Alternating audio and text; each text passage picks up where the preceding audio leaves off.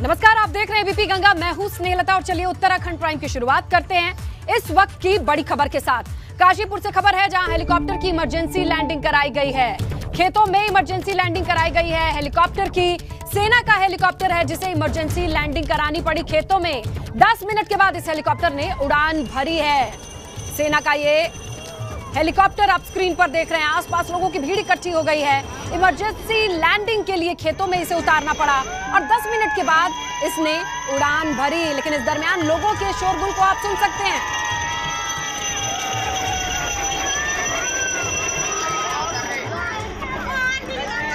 काशीपुर की ये तस्वीरें हैं जहां हेलीकॉप्टर की इमरजेंसी लैंडिंग के बाद लोगों के लिए कोलाहल का एक विषय बना रहा। किस तरीके से खेतों में इसे लैंड कराया गया, आसपास के लोग इकट्ठे हो गए और इसे वेव करते हुए नजर आ रहे हैं क्योंकि 10 मिनट के भीतर ही इस हेलीकॉप्टर ने दोबारा उड़ान भर ली थी।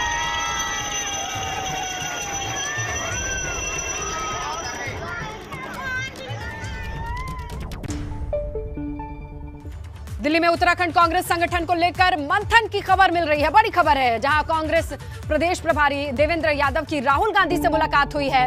प्रदेश अध्यक्ष और नेता प्रतिपक्ष को लेकर बातचीत की खबर मिल रही है और बताया जा रहा है कि जल्द ही प्रदेश अध्यक्ष और नेता प्रतिपक्ष के नाम का ऐलान हो सकता है। राहुल गांधी के साथ नामों को लेकर मंथन हुआ है।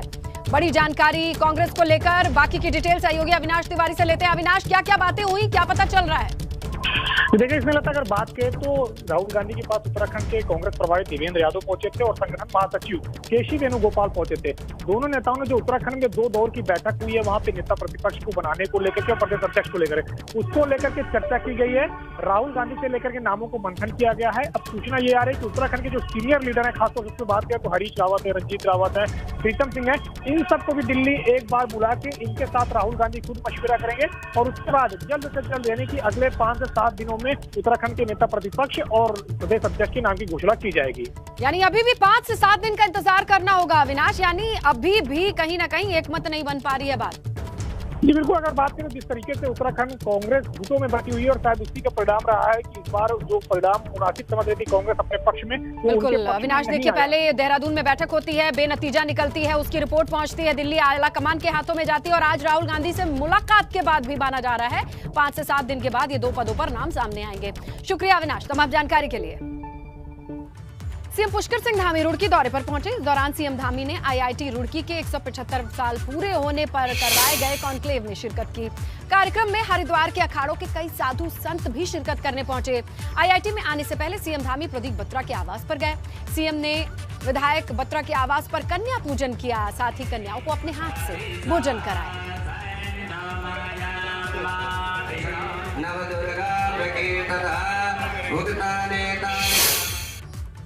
बड़ी खबर मिल रही है, दिल्ली से पंतनगर के बीच हवाई सेवा शुरू हो गई है। विमान से दिल्ली से पंतनगर 16 यात्री भी पहुंचे, ये बड़ी खबर है। पंतनगर से 18 यात्री दिल्ली के लिए भी रवाना हुए हैं। यानी ये राउंड ट्रिप पहली बार शुरू हो गई है दिल्ली से पंतनगर के बीच।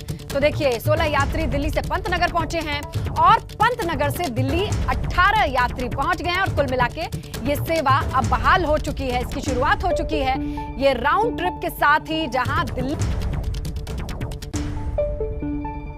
उत्तराखंड में करप्शन को लेकर धामी सरकार एक और बड़ा कदम उठाती दिख रही है। सीएम पुष्कर सिंह धामी ने 1064 वेब ऐप को लॉन्च किया है, यानी 1064 इसे नाम दिया है। इस मौके पर सीएम पुष्कर सिंह धामी ने कहा कि इस ऐप के जरिए करप्शन के आरोपों पर तत्परता से काम होगा। यह भी कहा कि ऐप पर जो भी शिकायतें आएंगी उन पर फौरन एक्शन लिया जाएगा। आपको बता दें 1064 नंबर पर ऐप के माध्यम से कॉल भी करके शिकायत दर्ज कराई जा सकती है। ऐप का पूरा डाटा गोपनीय रखा जाएगा।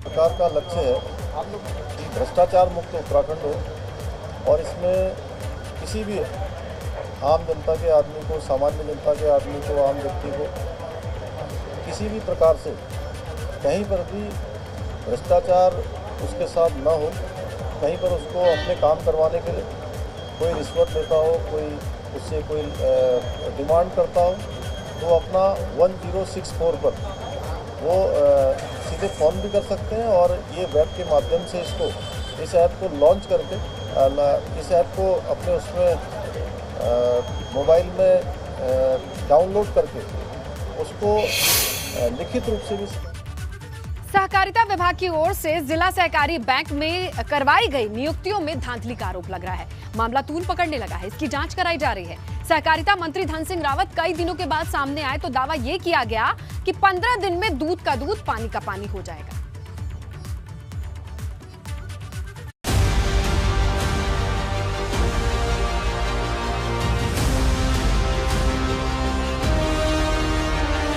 उत्तराखंड में इन दिनों सहकारी बैंक में हुई नियुक्तियों का मामला सुर्खियों में है। विपक्ष आरोप लगा रहा है कि नियुक्तियों में भाई भतीजावाद चला है।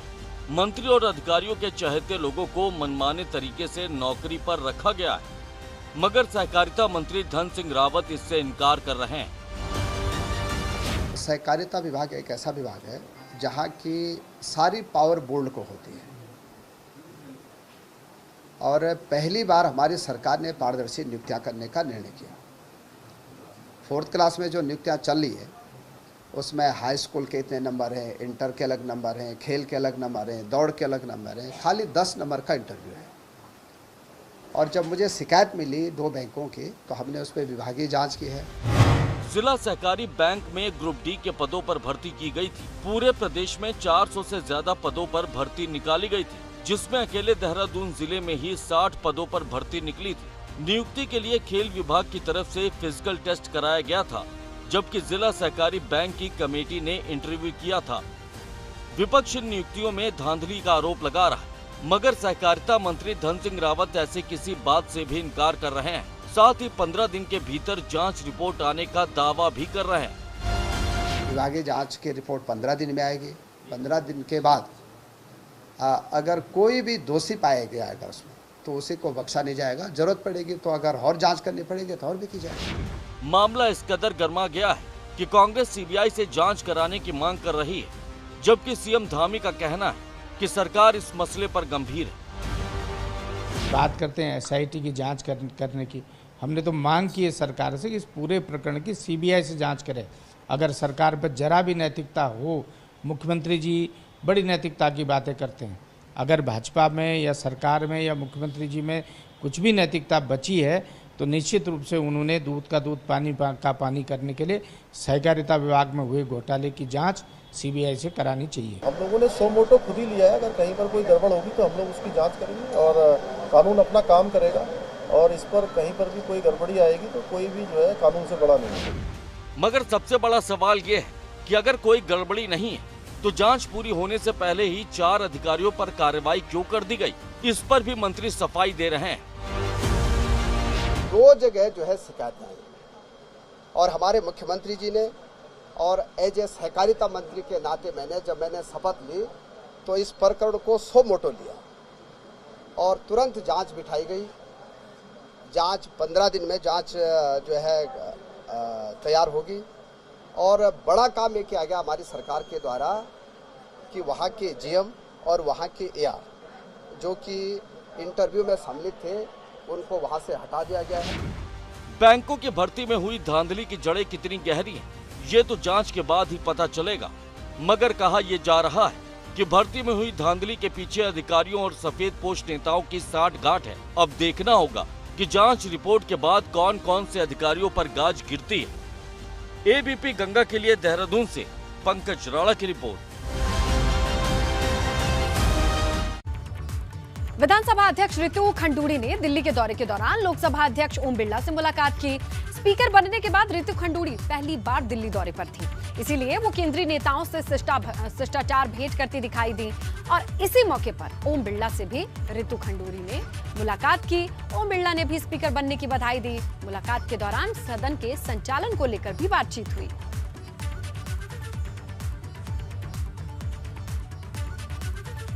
उत्तरकाशी के जंगलों में लगी आग तेजी से फैल रही है। गंगा घाटी और यमुना घाटी के जंगलों में लगी आग से हर तरफ धुआं ही धुआं है।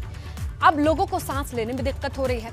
वन विभाग ने देर से ही सही मगर आग बुझाने का काम तो शुरू किया है, मगर जिस तरीके से आग फैल रही है लगता नहीं जंगल इस बार सलामत रह पाएगा।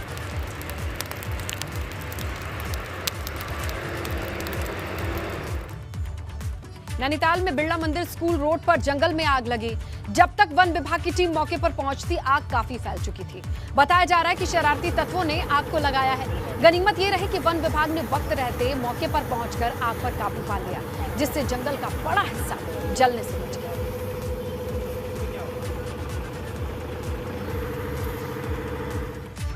जंगल की आग को लेकर रानीखेत में भी वन विभाग ने मुस्तैदी बढ़ा दी है। छावनी क्षेत्र में करीब 1665 हेक्टेयर जंगल आता है और इसके लिए वन विभाग ने कुल 25 अस्थायी फायर वाटर की तैनाती कर दी है।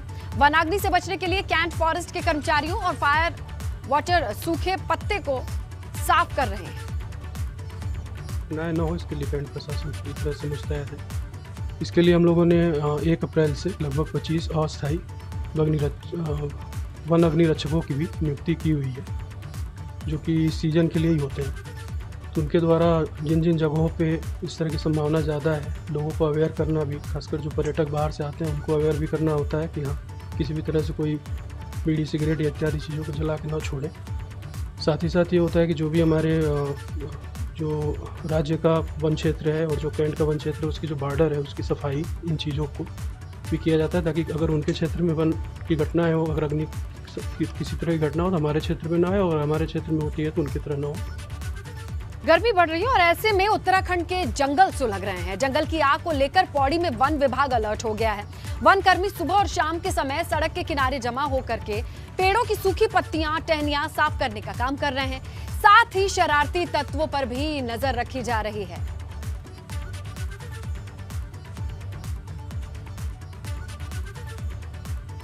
हमारे जो पौड़ी रेंज है, गढ़वाला वन प्रभाग की नागदेव रेंज, इसमें हम लोगों के द्वारा 5 पुलिस स्टेशन बनाए गए हैं।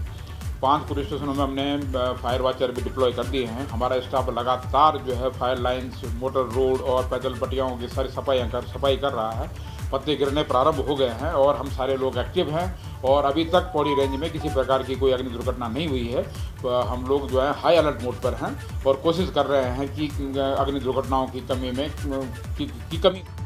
उधर बागेश्वर में लीसा फैक्ट्री में आग लग गई, जिससे फैक्ट्री में रखी मशीनें और दूसरा सामान जलकर खाक हो गया। बताया जा रहा है शॉर्ट सर्किट की वजह से फैक्ट्री में आग लगी। आग की वजह से करीब 7 करोड़ का नुकसान हुआ है।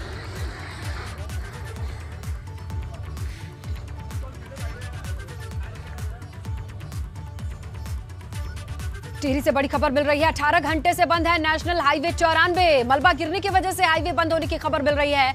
ऑल वेदर रोड के तहत काम चल रहा है और अब ये रास्ता बंद है। रोड बंद होने से राहगीरों को परेशानी हो रही है। टिहरी से इस वक्त की बड़ी खबर, 18 घंटे से नेशनल हाईवे 94 बंद है। आपको बताएं, ऑल वेदर रोड के तहत काम चल रहा है और जो मलबा गिरा है इसकी वजह से ये पूरे हाईवे को ब्लॉक कर चुका है। राहगीरों को खासा परेशानी। विधानसभा चुनाव में कांग्रेस की करारी हार के बाद अब सदस्यता अभियान पर जोर दे रही है कांग्रेस। इसी को लेकर हल्द्वानी में कुमाऊं मंडल की एक बैठक हुई। बैठक में कांग्रेस पार्टी के अंदर अनुशासनहीनता का भी मुद्दा उठा, जिस पर गंभीरता से विचार करने के लिए कहा गया है।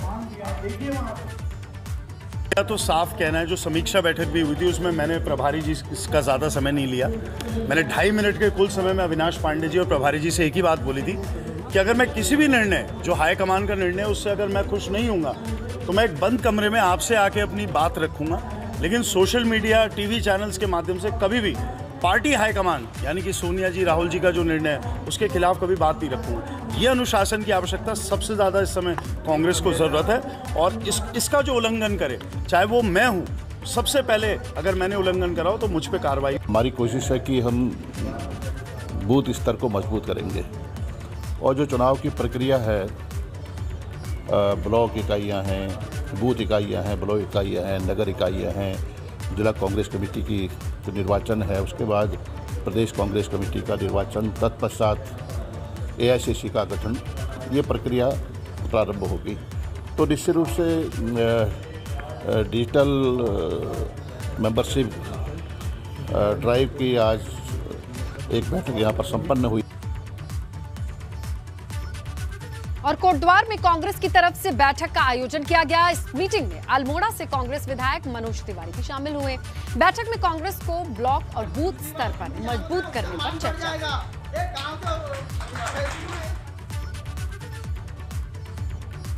इस हॉल गढ़वाल विकासखंड के बूथ हैं जहाँ पर हम चुनाव जीते हैं, तो उसका मत प्रतिशत और कैसे बढ़ाएं, और उसके साथ जहाँ पर जिन बूथों में हम चुनाव हारे हैं वहाँ पर क्या कमियाँ रही, किस वजह से हम पीछे रहे, इन सारी चीज़ों को लेके कार्यकर्ताओं में समीक्षा बैठक रखी गई है।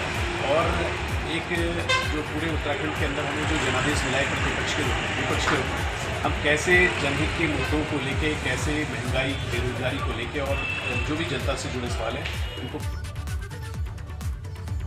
चारधाम यात्रा की तैयारियां तेज हो गई हैं, मगर चमोली में बद्रीनाथ नेशनल हाईवे पर हो रहा निर्माण काम यात्रियों के लिए परेशानी का सबब जरूर है। दरअसल काम आधा अधूरा पड़ा है, जिससे यात्रा शुरू होने तक पूरे होने की उम्मीद भी कम है। बद्रीनाथ हाईवे पर 7 बड़े डेंजर जोन हैं।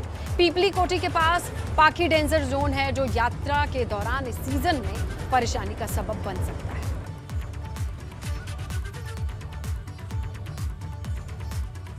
जो दुर्घटना संभावित क्षेत्र हैं हमारे, या जहां पत्थर गिरने की संभावना है या भूस्खलन की संभावना है, उनका चिन्हीकरण किया जा चुका है और एक डिटेल्ड रिपोर्ट जिलाधिकारी महोदय को भी प्रेषित की गई है इस संबंध में, ताकि संबंधित कार्यदायी संस्था से उसको ठीक करवाने हेतु उनसे रिक्वेस्ट किया है।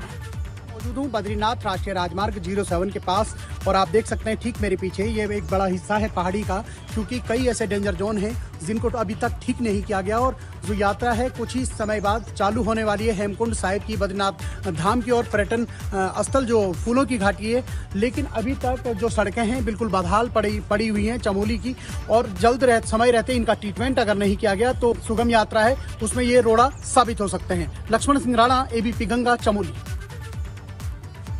तो चारधाम यात्रा की तैयारियां तेजी से चल रही हैं। परिवहन विभाग की तरफ से भी तैयारियां तेज कर दी गई हैं।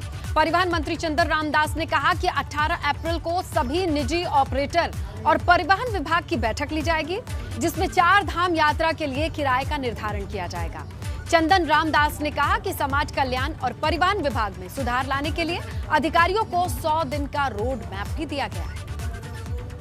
6 महीने का जो बैकलॉग तनख्वाह था, हम 2 महीने में आ गए हैं, और चारधाम यात्रा जब हमारी पूरी होगी तो हम तनख्वाह देने की स्थिति में होंगे। और मैंने अन्य भी रोडवेज में बहुत सुधार किए हैं, करने जा रहा हूँ। जो छोटे छोटे आपने जो सुझाव दिए हैं उसको भी मैं गंभीरता से लूँगा। चारधाम यात्रा में माननीय मुख्यमंत्री जी ने भी समीक्षा की है, मैंने भी की है, और 18 तारीख को मैंने निजी वाहन स्वामियों, विभाग और चारधाम यात्रा में जो जो सहयोग करते हैं सबके साथ बैठक करनी है। मैं चाहता हूं कि चारधाम यात्रा ऐतिहासिक हो, सुविधाजनक हो और निष्कंटक हो, ऐसा प्रयास करूंगा। अच्छी गाड़ियों की व्यवस्था होगी तो एक्सीडेंट भी कम होंगे। उत्तराखंड प्राइम में बात करते हैं हरिद्वार की, जहां व्यापारियों ने फार्मा इंडस्ट्री में फ्यूचर तलाशने की मुहिम शुरू की है। इसे लेकर 3 दिन के फार्मा एंड लैब एग्जीबिशन का आयोजन हुआ। इस प्रदर्शनी में देश की तमाम बड़ी फार्मा इंडस्ट्री से जुड़ी कंपनियां शामिल हुई हैं। मकसद एक ही है कि एक छत के नीचे फार्मा इंडस्ट्री में व्यापार करने वाले उद्यमियों को सभी जानकारी उपलब्ध कराई जाए। फार्मा एक्सपो यहाँ हुआ, इसके लिए सभी को शुभकामनाएं।